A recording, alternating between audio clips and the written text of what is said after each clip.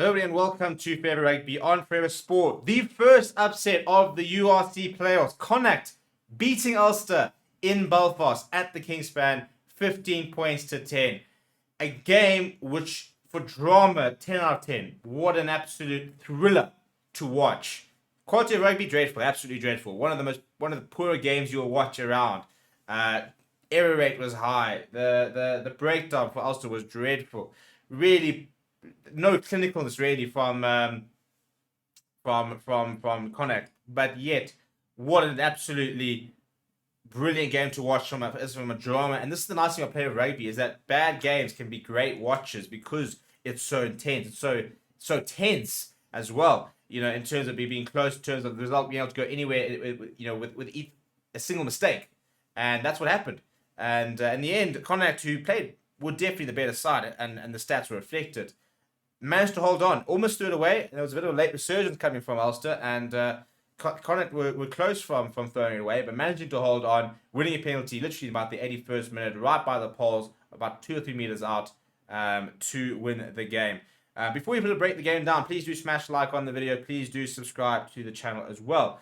We've looked at the timeline. It was Ulster who got the first points of the ball in the 20th minute through the boot of John Cooney, despite the fact that I think Connacht were much better in that first 20 minutes. Connacht, however, did then equalise through Jack Carty and then kicked 2 more penalties to go 9 points to 3 up at half time. So they had the momentum. They had a 6-point lead, and they kept up the momentum with Jack Carty adding a 4th penalty in the 44th minute. And that was always going to be quite a big road to climb all of a sudden. 9 points behind. Then there were no points for a long time. 12 points to 3 up into the 64th minute when Alan O'Connor eventually went over for Ulster. Ironically, if you looked at the stats in the last 5 games between these two teams, the first team that scored a try would always go on to win the game. Ulster scoring that try, John Cooney getting the conversion, 10 points to 12, and then Ulster just camped in Connacht's half. Every single time Connacht had an opportunity to try and get up, they kept making mistakes. But throughout the game, Connacht had lots of opportunities to score tries. And poor knock-ons, bad passes, sloppy penalties. They just didn't want to take the opportunities to just take the game away from Ulster. So it was pretty sloppy from that perspective. And then Jack Carty with a penalty in the 75th minute, which was probably the killer blow, because until then, Ulster were putting them under so much pressure. With a 2-point advantage, any penalty would have meant a 3-pointer and they could have won the game. Not to be. Let's look at some of the stats, shall we? 54% possession for Connacht, 53% territory, 5 penalties to the 1. So winning it all off the boot of Jack Carty. They ran 700 meters apparently, but beat more defenders, 8 more defenders, 24 to 16. Ulster had more clean breaks, but Connacht had more clean gain line carries, passed the ball more, had more offloads, 7 turnovers. I thought the Ulster breakdown was an absolute disaster. They were dreadful. The amount of turnovers they could see, poor turnovers as well.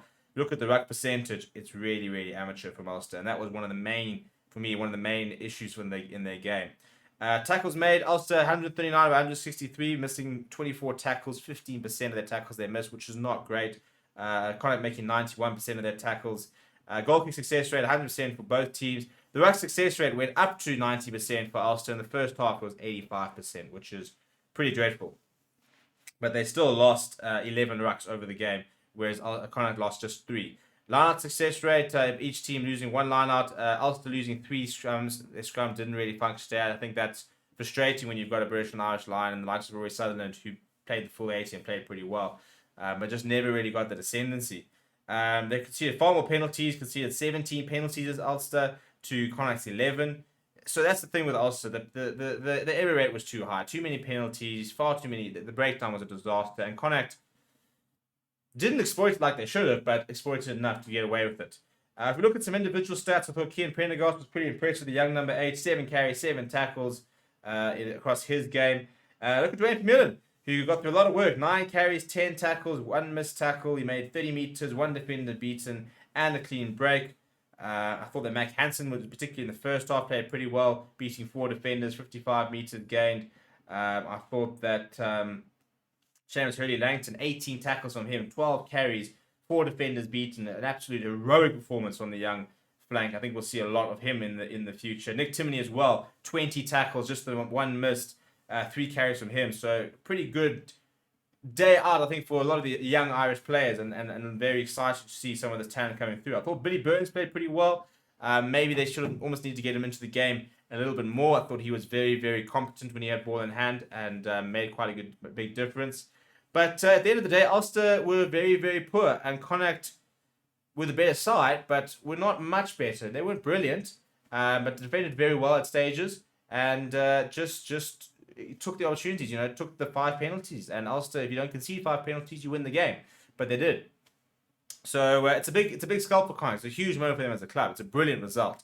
They're going to have to be a lot better next weekend if they're going to get try and repeat this feat. But they'll be playing with so much confidence after beating the number 2 side in the URC that anything can happen. Let me know what you thought about the game down in the comments below. Please do smash like on the video and subscribe to the channel as well. Thank you very much for watching. My name is Steven. I'll chat to you soon.